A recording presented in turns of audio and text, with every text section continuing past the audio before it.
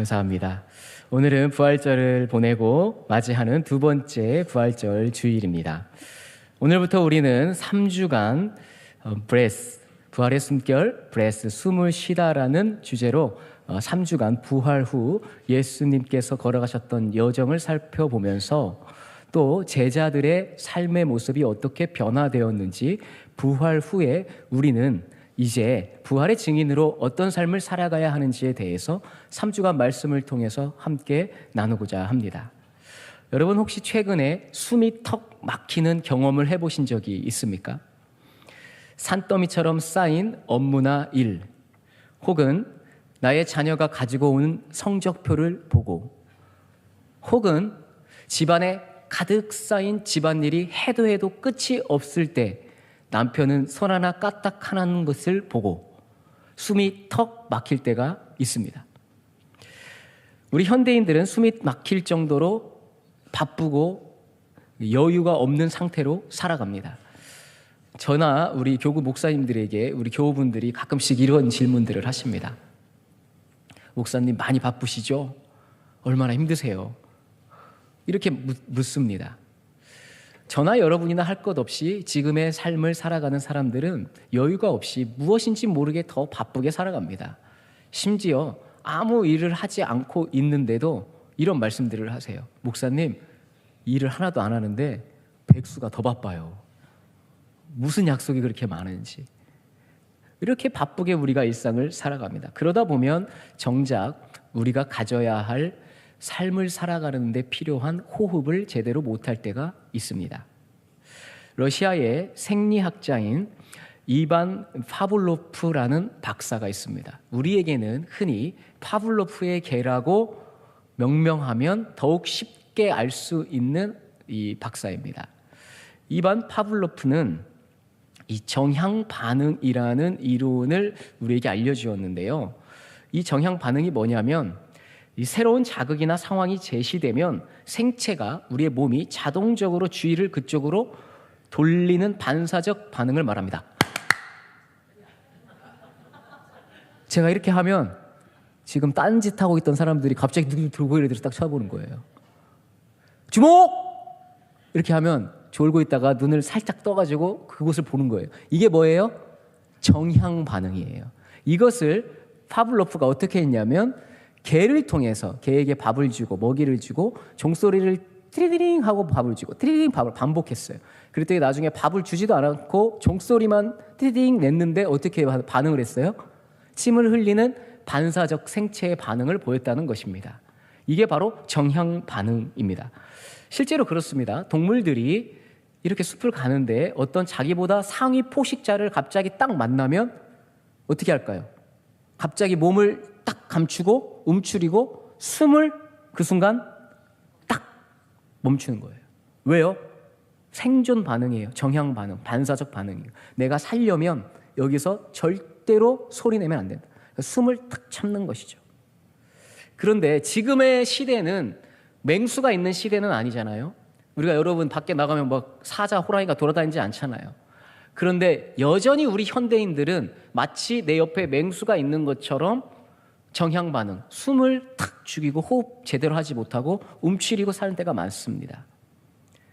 어떨 때 그럴까요? 직장에 가서 상사들이 갑자기 전화를 할 때, 내 방으로 와라. 그러면 갑자기 어떻게 될까요?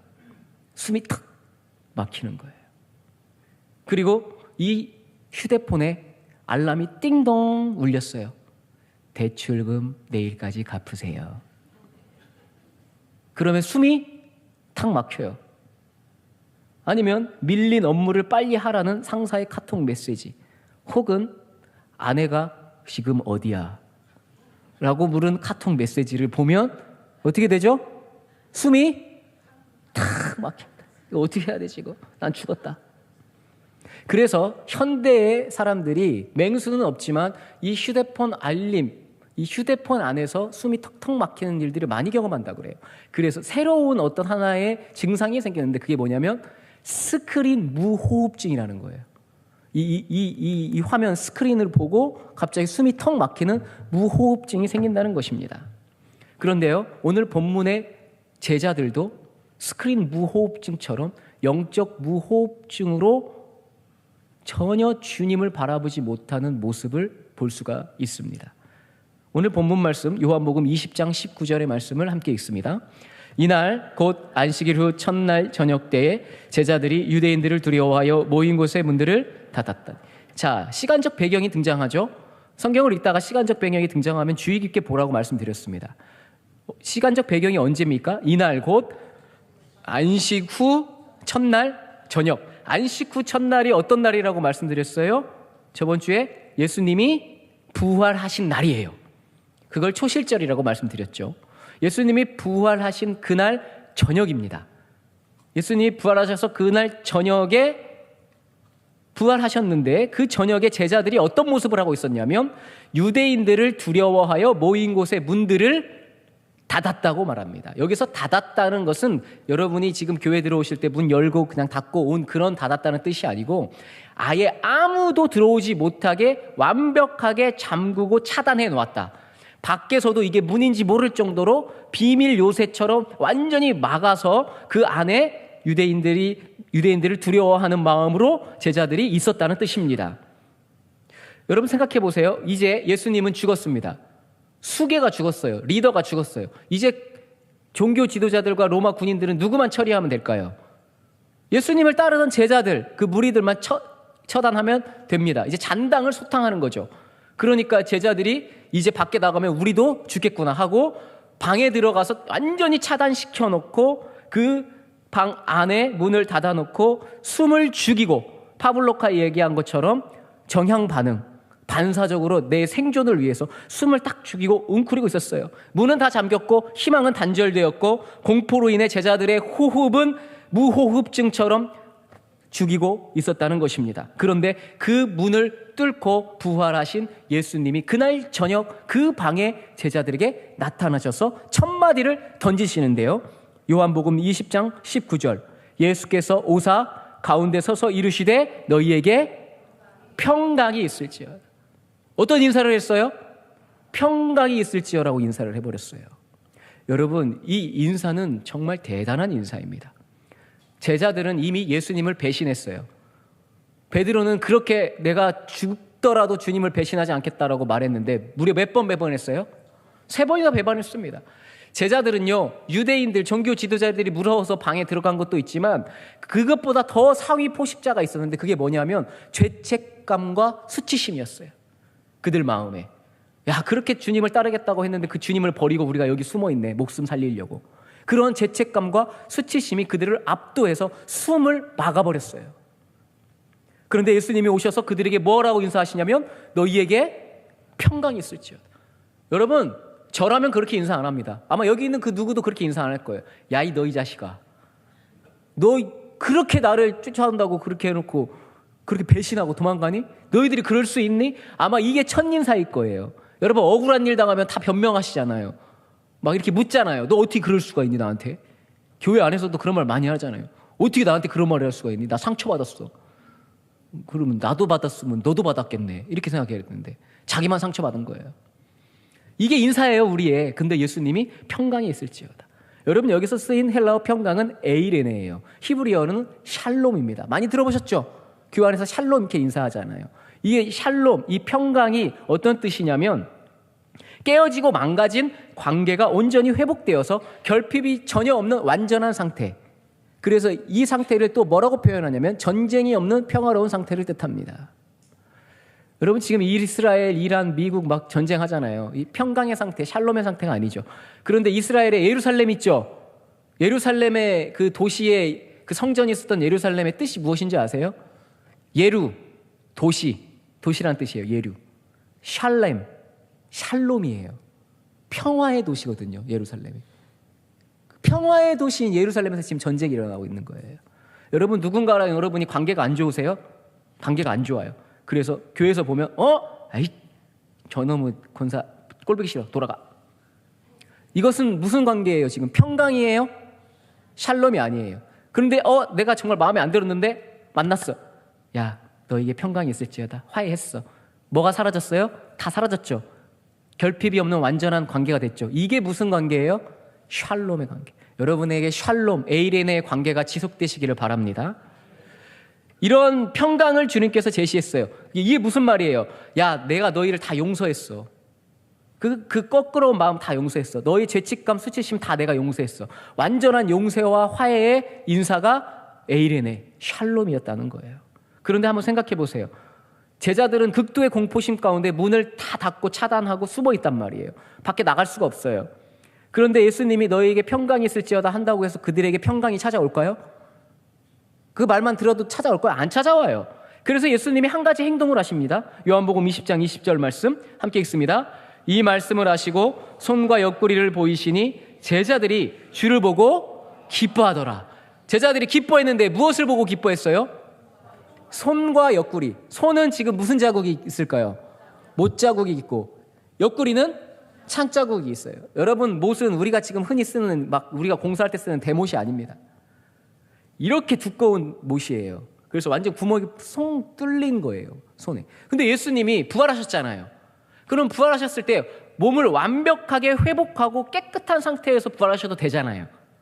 그런데 자기가 십자가에 달려서 상처받으신 그 모습 그대로 부활하셔서 누구에게 나타나셨어요?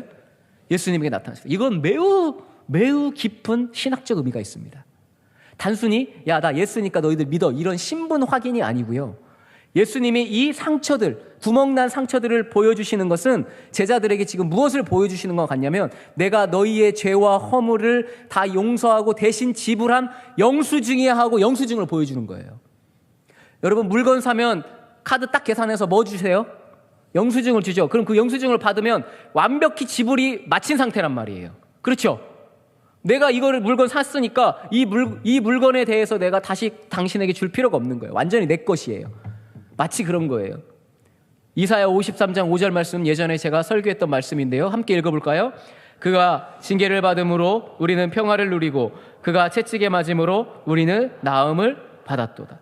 평강이 있을지어다라고 말하면서 상처를, 구멍난 옆구리와 손바닥을 보여주신 것은 영수증을 보여준 거예요. 내가 너 대신 징계와 채찍을 받았어. 그리고 이제 영수증이야, 이게. 그러니까 너는 이제 징계와 채찍 받을 필요 없어. 무엇만 받으면 돼요? 평화를 누리고 나음을 받기만 하면 되는 거예요. 이게 주님이 우리에게 주시는 샬롬인 줄 믿습니다. 여러분, 여러분의 모든 죄책감과 수치심은 이제 다 지불되었어요. 느끼실 필요가 없는 거예요. 이제 무엇만 바라보면 돼요? 예수님의 손의 못자국과 옆구리의 착자국을 보시면서 그 지불된 영수증을 들고 우리는 평화의 사도로 살기만 하면 되는 것입니다. 주님께서 보여주신 평강이 바로 이런 평강이에요. 그런데 이 평강을 누리고 이제 받은 제자들이 그 옆구리의 상처와 손의 상처를 보고 매우 기뻐했다고 했어요. 그들의 막혔던 숨이 트이기 시작한 거예요. 아, 이게 주님이시구나. 주님이 날 위해 죽으시고 부활하셨구나. 그 말씀이 맞았구나. 숨이 트였어요.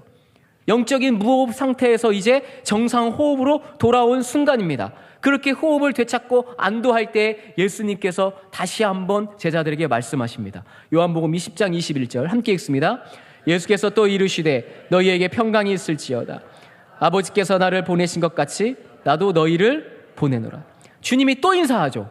앞에 평강이 있을지어다 했는데 두 번째 또 평강이 있을지어다 하는 거예요.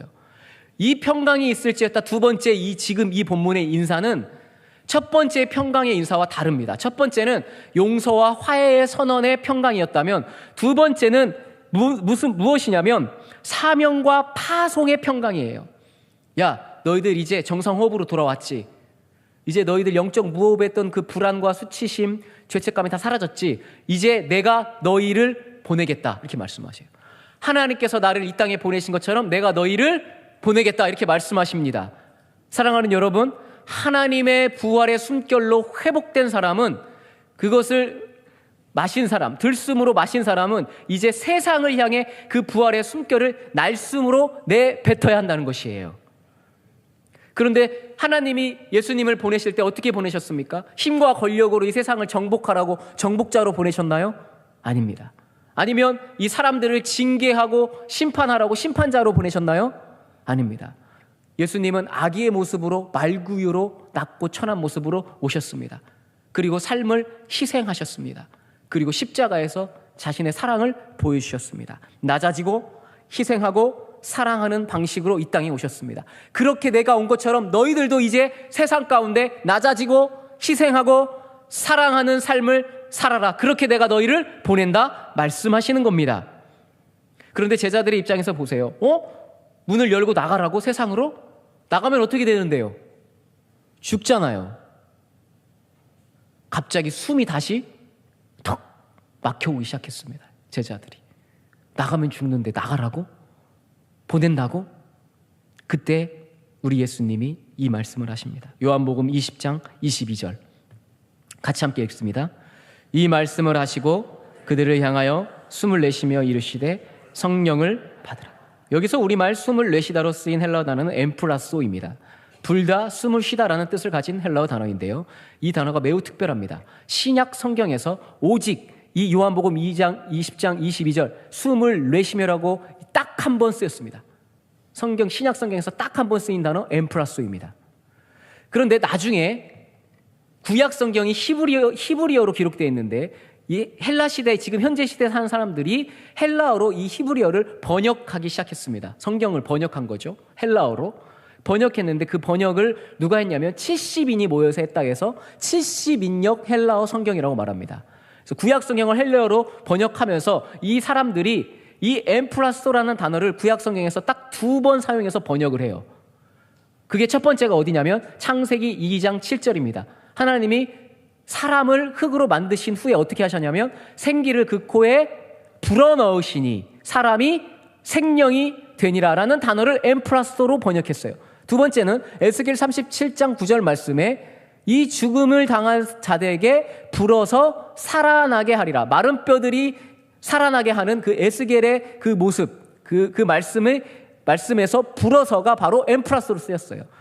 이 두 개의 단어는 히브리어로 나파흐라는 단어입니다.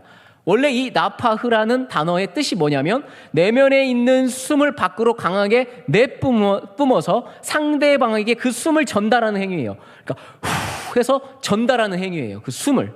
그게 바로 엠프라소예요.